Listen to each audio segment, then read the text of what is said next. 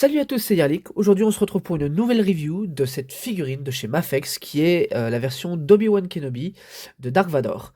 Il s'agit ici du numéro 266, donc il faut comprendre là que c'est la 266e figurine qui a été commercialisée par Medicom. Alors, je vous cache pas que moi, cette figurine, je l'attendais depuis un certain temps. Il y a Tamashinations qui a fait une version, il y a Hasbro qui a fait une version aussi. Je les ai toutes les deux skip parce qu'elles me plaisaient pas trop. Et du coup, je me suis dit que Mafex allait peut-être nous proposer quelque chose qui allait être intéressant. On va regarder un petit peu le packaging dans un premier temps et après on va regarder le blister puis la figurine. Donc on a un packaging somme toute classique. Vous avez donc le personnage ici avec ses divers accessoires. Une mise en scène du personnage ici, donc Darth Vader Obi-Wan Kenobi version action figure. On voit que c'est bien le numéro 266. Sur la tranche, on a une autre image de Dark Vador avec le casque brisé. Et à l'arrière, on a les diverses expressions du visage. Donc, on en aurait deux. Donc, le casque mis. D'ailleurs, j'aime pas trop l'image, je vous avoue. Et ici, et on voit qu'il vient avec son sabre et aussi la double lame de Reva. Et du coup, pareil ici. On a le petit logo hologramme ici de Medicom Toys qui prouve que c'est bien une version officielle. Je zoome un petit peu pour que vous puissiez voir. Et à l'arrière, enfin en bas, on a des informations légales. Alors le tout est principalement en japonais et en anglais, mais puisque ça vient d'une boutique entre guillemets française, eh bien vous avez aussi les avertissements en français ici. On va ouvrir cette boîte et on va regarder le blister dans un premier temps. Alors avant de s'attarder sur le blister, je vais revenir juste un petit peu sur la boîte. Et j'ai constaté qu'il y avait quelque chose qui était assez intéressant. C'est ceci. Donc là, vous avez bien le casque de Vador d'un côté, et vous avez ici, je suspecte que c'est Obi-Wan contre Vador. Je vous avoue que moi, j'aime bien le fait qu'il y ait cette image en fond. Après, c'est directement imprimé sur le carton. Donc vous voyez, vous n'allez pas pouvoir l'enlever. Vous allez être obligé de démonter la boîte ou peut-être de couper pour pouvoir garder ce détail-là. Après, généralement, moi, les boîtes de chez Medicom, je les conserve pour pouvoir ranger mes figurines si jamais je n'ai plus envie de les exposer sur mon display. Donc maintenant, on va passer au blister et aux éléments qui le composent. Alors, dans cette boîte, nous avons un premier blister où vous voyez Vador, ses différents sabres, un deuxième contrôle panel pour son, comment on appelle ça, pour son respirateur, la tête complète, et on a aussi ce petit fascicule qui est la garantie, voilà, qui vous garantit que c'est bien un produit officiel. Vous avez le display stand ici. Et nous avons un second blister où nous avons les différentes paires de mains. Donc vous voyez qu'on en a quand même 2, 4, 5, 6 paires de mains avec celles qui sont sur le personnage. Donc a priori, on a quand même une très bonne sélection de mains pour faire des mises en scène avec Vador. Maintenant, on va passer à la figurine en elle-même, on va voir les détails et voir aussi les articulations, rigidité, pour voir si le prix payé est justifié. Alors, voici la figurine hors du packaging et hors du blister. Alors, avant de regarder la figurine en elle-même, j'ai envie de m'attarder un petit peu sur les accessoires. Ce qu'il faut savoir, c'est que on a deux sabres pour Vador qui viennent avec lui. Comme ça, vous n'avez pas à enlever la lame ou autre. Elles sont directement intégrées. Je vais juste zoomer pour qu'on puisse voir un petit peu les détails au niveau des sabres. Alors c'est toujours un peu compliqué quand on a quelque chose dans le champ. Voilà. Alors je vais faire un comparatif directement avec des sabres pour Vador que j'ai. puisque c'est pas la première Mafex que j'ai pour ce personnage-là. J'avais une des premières Mafex qui était, mais alors, désastreuse. Et puis par la suite, j'ai eu aussi une SH Figuarts qui, en termes de taille, était désastreux aussi. Alors, vérifions un peu ces sabres. Eh ben, écoutez, moi je trouve que les pommeaux sont plutôt jolis. J'ai l'impression que la peinture est quand même finement apposée. Alors encore une fois, c'est un petit peu compliqué avec monsieur dans le champ ici. Et je vais comparer directement avec, je crois que celui-là, c'est le sabre de la SH Figuarts. Vous voyez qu'il y a peut-être un détail là. Les détails sont un petit peu grossiers, je trouve. Là, on voit qu'on a une sorte de petite chaîne. Elle fait vraiment petite chaîne. Là, on a un effet un peu plastique. Donc là, le détail est un petit peu grossier. Et si je reprends l'original que j'avais pour la Mafex, eh bien, on est sur quelque chose de similaire. Je dirais assez étonnamment que il y a un point de peinture. Non, il n'y a pas de point de peinture qui manque. Et on peut voir que, hop, je vais tenir les deux. On peut voir que le sculpt du nouveau sabre est quand même beaucoup plus fin. Vous avez beaucoup plus de détails ici. Donc ça, c'est l'avantage d'avoir la caméra, c'est que je peux aussi voir ces détails-là, que je n'aurais peut-être pas vu à l'œil nu. Donc vous voyez, pour les sabres des figurines d'import, on a quand même ici une grosse amélioration. Donc après, je dis pas, hein, il y a d'autres versions plus récentes du personnage qui sont sorties, que je n'avais pas acheté parce que en termes de design, ça ne correspondait pas à ce que je cherchais. Et je me suis dit qu'avec avec cette version-là du personnage, on avait une sorte de mix entre la prélogie et la trilogie. Donc là, on a le sabre sans lame. Encore une fois, vous pouvez voir que le hilt est assez détaillé. Et du coup, maintenant, on va passer au sabre de Reva pour voir un peu ce que ça donne. Donc déjà, en plein comme ça. Je trouve que le sabre est plutôt joli. Après, je ne sais pas si en termes de maniabilité, en termes d'ergonomie, c'est le mieux. Je parle pour le personnage en lui-même parce que c'est vrai que vu comme ça, on dirait pas. Mais il y avait très peu de Jedi qui avaient des gardes en fait. Et pourtant, les gardes auraient été bien pratiques. Donc voilà. Bah écoutez, moi je trouve que les sabres sont très jolis et la peinture semble finement apposée. Donc là-dessus, on a quand même un bon résultat.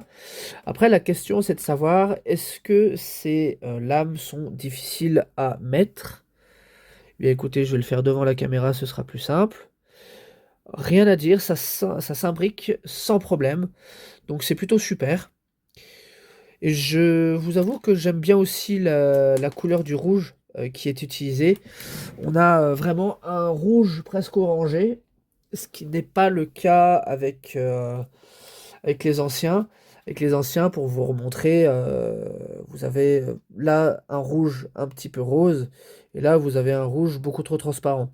Alors à la caméra ça se voit peut-être pas très bien, mais moi de visu comme ça, je vois que le rouge ici est plus rosé que rouge.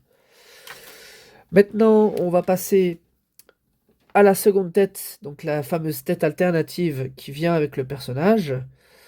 Euh, Alors, moi j'avais peur que on voit un petit peu trop les lentilles. Moi, le premier truc que je constate, c'est que ceci, la coque, est mal imbriquée. Elle est de côté. Alors, est-ce que je peux... Voilà. Donc vous pouvez la bouger. Actuellement, ce qu'il faut savoir, c'est que dans A New Hope, ou Le Nouvel Espoir en français, le casque n'était pas symétrique. Et d'ailleurs, là, on voit une certaine asymétrie en réalité qui correspondrait un petit peu au design de A New Hope. Et c'est surtout cette partie-là. Là, moi, je l'ai remise en position, mais c'est vrai que si vous regardez de temps en temps certaines scènes du film, le casque va être un petit peu difforme comme ça. Donc, c'est pas choquant non plus que hors du packaging, ce soit comme ça. Je vais rezoomer un petit peu pour que vous puissiez voir. Moi, je vais le mettre droit parce que j'aime bien que ce soit droit. Voilà. Et maintenant, on va passer à la figurine et son design.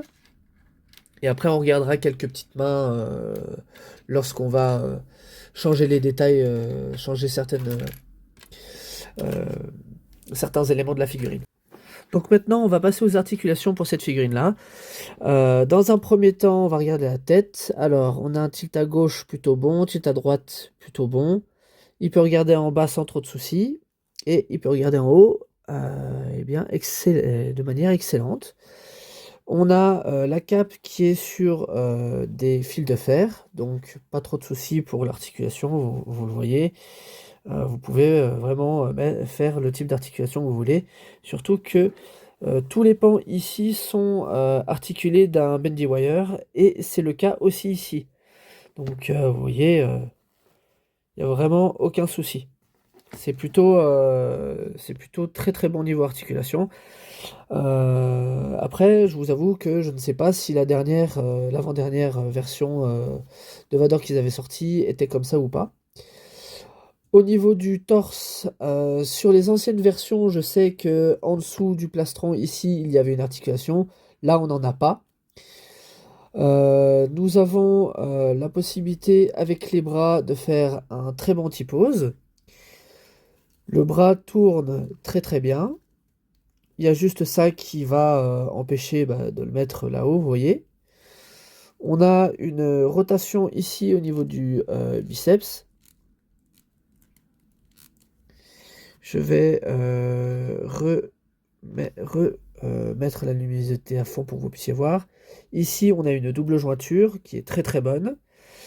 Les points étant sur des tiges et ayant ici un ball joint, il n'y a pas de souci pour faire un moulinet. D'ailleurs, on va passer sur le côté droit de la figurine. Donc, on a la même chose, pas de souci. Alors, je tiens quand même à préciser que chez Mafex, il y a quelquefois des QC issues. Soit vous avez des articulations qui sont trop lestes, soit vous en avez qui sont trop fermes. Dans mon cas ici, là, c'était beaucoup trop ferme. Donc, j'ai dû utiliser un petit peu de savon pour faire en sorte que ce soit un peu plus leste. Et encore que là, vous entendez que ça grince un peu. Mais là, moi, où j'avais le souci, c'était au niveau de la boule ici. Donc, vous voyez, pas de souci. Maintenant, on a un point d'articulation juste en dessous du panneau de commande, que vous pouvez voir là. Et vous en avez un autre ici au niveau du bassin, du coup, qui vous permet de faire ceci. Alors oui, un truc à noter, c'est que ceci s'enlève très facilement. Parce qu'en fait, vous avez un trou là. Et vous avez une encoche qui est juste là. Alors le bon point, c'est que du coup, vous pouvez mettre celui-là qui est fissuré avec cette version-là. Après, je ne vois pas pourquoi vous le feriez, mais vous avez toujours cette possibilité-là. Donc on va remettre le casque, enfin le haut du casque à Vador. Nous avons ensuite le bas du corps, ici. Donc là, si vous voyez que la figurine est complètement désarticulée, c'est tout à fait normal, c'est pour vous montrer. Alors ici, on n'a pas de bendy wire, donc ça ne s'articulera pas. Après, vous pouvez quand même faire prendre une pose ou une autre avec les plis. Alors, nous avons cette pièce ici qui est une pièce flottante, ce qui fait que quand vous allez faire un high kick, mais pourquoi vous en feriez un, avec Vador, pas de souci. D'ailleurs, vous avez un drop down hip ici qui est léger, mais en même temps il est inutile. Et vous avez une sorte de rotation au niveau de la cuisse. Nous avons une double jointure, ce qui fait que vous pouvez Je suis pas convaincu. Dire vous pouvez peut-être aller à plus de 90 degrés, mais non, pas du tout. Donc j'avoue que là, je suis pas trop convaincu par l'articulation. Nous avons une rotation au niveau du pied, à savoir qu'en fait vous avez un ball joint, donc une tige, boule, tige qui va à l'intérieur, et nous avons un toe joint qui est plutôt bon. Alors, du coup, je trouve que les articulations sont plutôt bonnes. Il y a pas de souci là-dessus, franchement, je suis assez satisfait, et j'avoue que c'est pour ça que j'ai pas pris de Black Series. Après, j'ai pas pris de Black Series parce qu'on a tendance à cracher sur les Black Series, mais j'en ai quand même quelques-unes. Et du coup, ben, on va faire un comparatif avec d'autres Vador que j'ai. Et je ne ressortirai pas la Mafex parce que je ne sais pas du tout où elle est. Je l'ai rangée il y a très très longtemps. Et c'est surtout que je n'en voyais plus vraiment l'intérêt. Et bien du coup, écoutez, on va faire un petit comparatif. Je vais vous sortir plusieurs figurines de Star Wars. Et pour commencer, ça va être du Vador. Alors voici les divers Vador que j'ai. Je vous avoue que j'en ai d'autres, mais comme je vous l'ai expliqué un petit peu avant, je sais pas où je les ai mis et je vous avoue que j'ai vraiment pas envie de les sortir. Il y en a à mon avis qui sont en pièces détachées, des choses comme ça. Donc pour vous présenter un petit peu les diverses versions, on a au milieu la Mafex, la nouvelle version qui est sortie cette année. On a tout à gauche une version qui est très très vieille.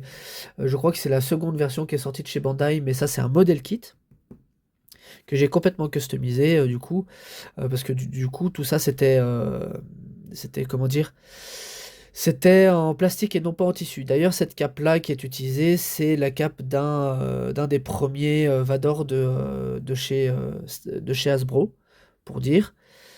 Et justement parlant d'Hasbro, on a ici la version stricte de A New Hope. Il manque juste la chaîne. Et c'est A New Hope parce que le casque a plus ce design asymétrique comme je vous disais. Il a les lentilles rouges. Et surtout vous avez le tissu qui est au-dessus du plastron. Ce qui n'est pas le cas pour cette version-là.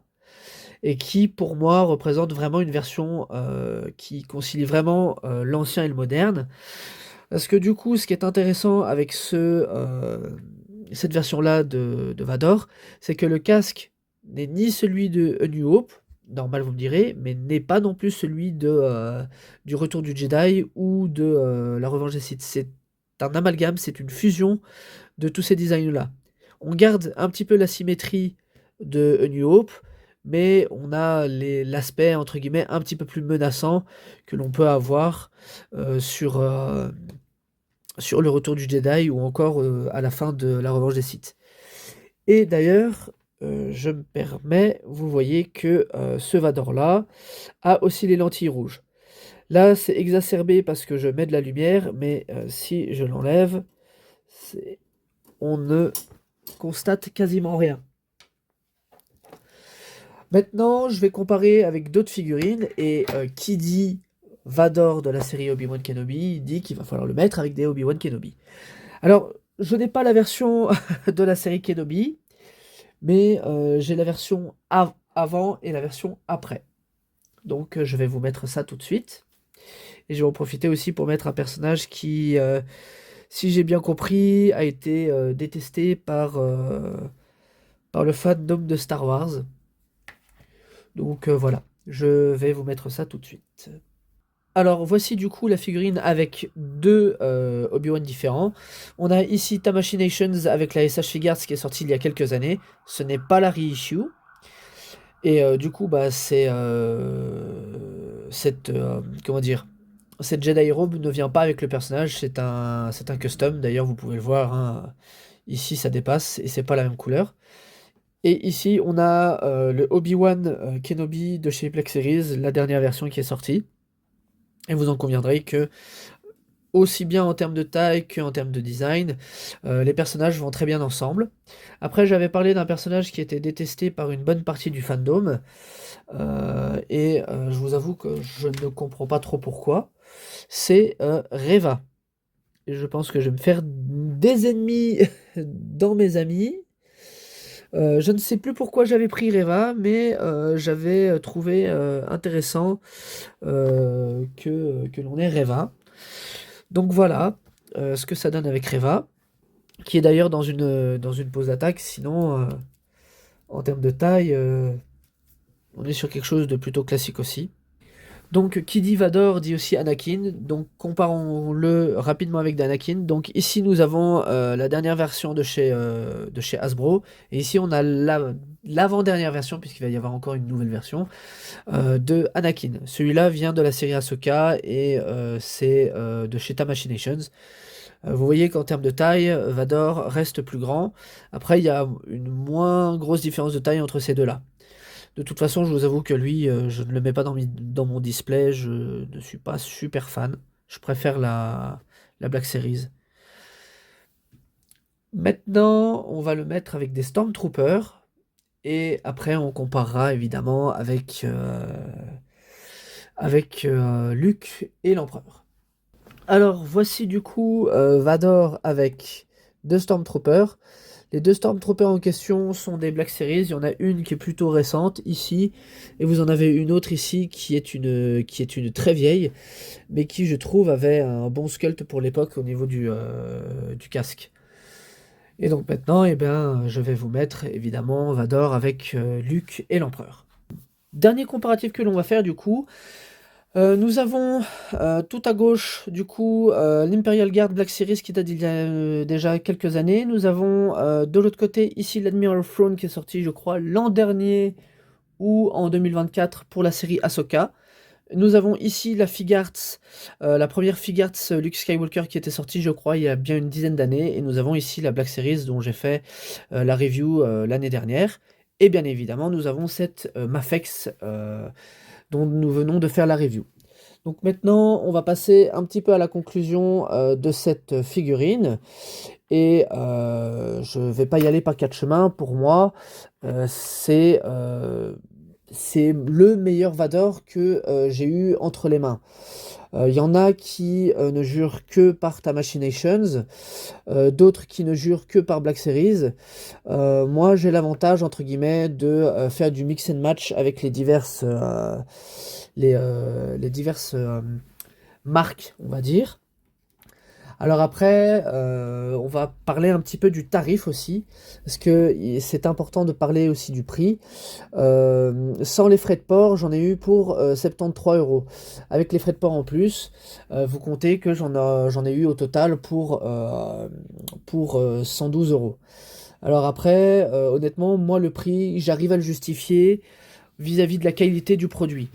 Il n'y a aucune articulation sur mon exemplaire qui sont lestes.